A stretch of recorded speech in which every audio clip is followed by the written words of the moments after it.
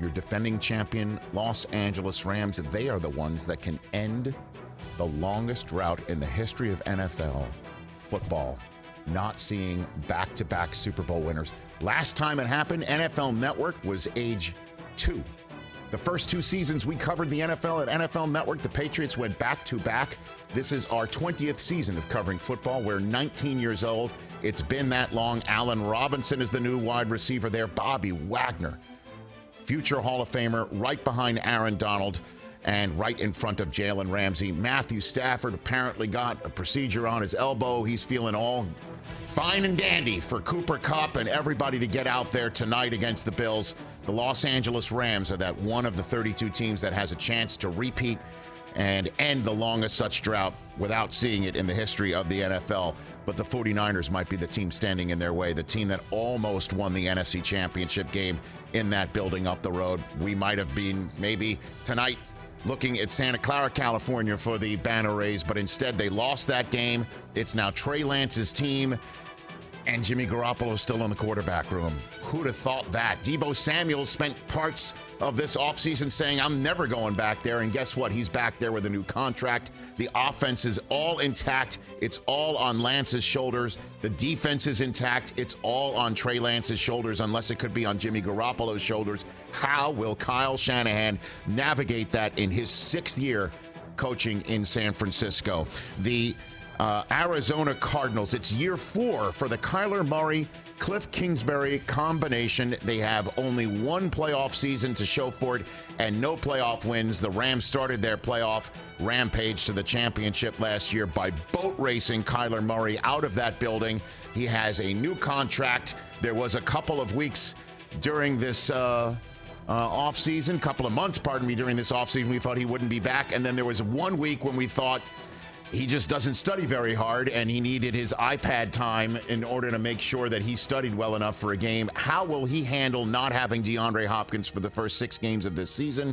J.J. Watt, could this be his final ride? Who knows what's going on in Arizona, except that they have an opportunity to shock some people. And then there's the Seattle Seahawks. Year 13 for Pete Carroll, who turned 71 in September. He is the most tenured coach in the NFC, coming off of his first losing season in Seattle since the year before Russell Wilson got drafted, and we all know Russell Wilson is no longer there. What will this team look like in the post-Russ era? Geno Smith, one of our guests on Wednesday's show, says it's just another game for him. It's just another start for him. It's just not, as he said, a redemption story for him, but he's got a major opportunity to shock some people on a roster that's young and fast. They've got a fast team.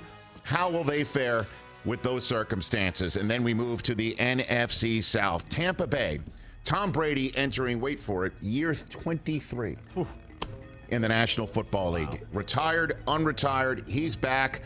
Bruce Arians was active, then he retired. It's now Todd Bowles' team. It's his second shot at being a head coach in this league. He was a head coach in New York. There's an up-front problem right in front of Tom Brady on that offensive line, the interior offensive line.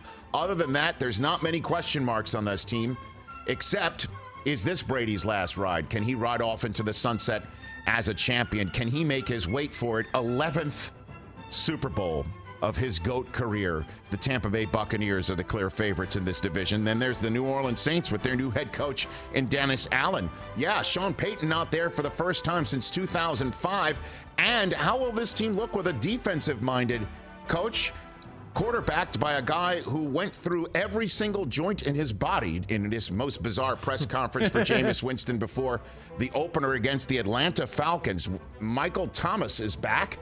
How will he look? How will this offense look under Dennis Allen in year 1 of his regime in New Orleans? In Atlanta, Arthur Smith, year 2 for him, and it's second chance time as a starting quarterback now for Marcus Mariota. Drake London, one of the most talented young receivers, the first young receiver taken off the board in the draft. He's banged up going into week 1. We'll see how he fares. How will year 2 of Kyle Pitts look? What will Atlanta look offensively and at all, top to bottom, with Desmond Ridder, the Cincinnati quarterback from college last year, waiting in the wings? An interesting year, crossroad year for Atlanta, their first year without Matt Ryan at the controls since Matt Ryan was in college. And then there's Carolina. Matt Rule, the dean of NFC South coaches. He's the most tenured coach in the division with his team. It's year 3 for him. Can Christian McCaffrey stay healthy? And what will Baker Mayfield do with his remarkable opportunity? All of a sudden, he's in a better spot than if he stayed in Cleveland, I think. He has a long-term future in Carolina if he can take them to the playoffs for the first time since 2017. Their last playoff win was the NFC Championship game en route to Super Bowl 50. The NFC North, the Detroit Lions, your Hard Knocks favorites. Is this Jared Goff's final ride in Detroit or as a starting quarterback in this league? We all know that this Roar restoration project has been going on for quite some time. Their last playoff appearance was 2016. Their last playoff win was 1991. What will the Lions do in year 2 of the Dan Campbell administration? How will Aiden Hutchinson look, the number 2 overall pick right there? The Chicago Bears, one word: Eberflus! Eberflus! I think I need to take a Ricola after saying that word. Eberflus! Justin Fields, his first full season as starting quarterback there. The bar is set very low in Chicago. Their last playoff win, the 2010 divisional game when Cutler beat Russell Wilson on way to the NFC Championship game. They lost to the Packers, and Cutler wound up on a stationary bike on the sideline prior to taking a walk through Rodeo Drive the next week. Men, you've got the Minnesota Vikings. A lot of people hopping on the Vikings bandwagon with Kevin O'Connell coming from the Rams staff. Can he unlock Kirk Cousins? Justin Jefferson, can he be the top wide receiver in the league? What about Dalvin Cook? All behind a new head coach who is their first offensive-minded head coach since Brad Childress in 2010. Don't forget, he handed things off to Leslie Frazier, who handed things off to Mike Zimmer. What will the Vikings look like with an offensive mindset under the head coaching headset? And then, of course, you've got the Green Bay Packers trying to finish first in their division for the 4th straight year. It's only happened once, folks, when Mike McCarthy ripped off 4 straight divisional titles after winning the Super Bowl. That's it in the history of the Green Bay Packers. Can Aaron Rodgers win a 3rd straight MVP? One would think if he comes up with 13 wins and another division title to become only the first quarterback in the history of the Green Bay Packers to win 4 straight division titles twice without Devontae Adams, one would think that would put him in line for the most valuable player in the league. What will the Packers season look like right there with Aaron Rodgers back again now for, one would believe, the rest of his career? And then there's the NFC East, the New York Giants, a new head coach in Brian Daboll. What will this offense look like, man? Can Saquon stay healthy? Does Daniel Jones finally have the weapons and the coach around him to evaluate him as a long-term possibility for the New York Giants, who have won more than 6 games only once in the last 8 years? And that was the 11-win season of Ben McAdoo that wound up in a one-and-done appearance in Green Bay with Odell Beckham punching a Lambeau wall. The Washington Commanders. We've got a new team name, folks. It's the Washington Commanders, or the Commodores, as Stephen A. Smith referred to them the other day. There's only one quarterback,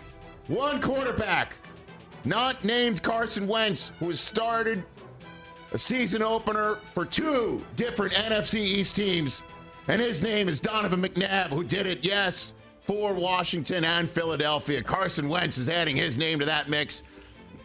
Question is what's he going to do with that opportunity? He's got a lot of speed burners on offense. Will Chase Young come back soon enough to help that defense? Your Washington Commanders right there. The Dallas Cowboys, year 3 of the aforementioned Mike McCarthy.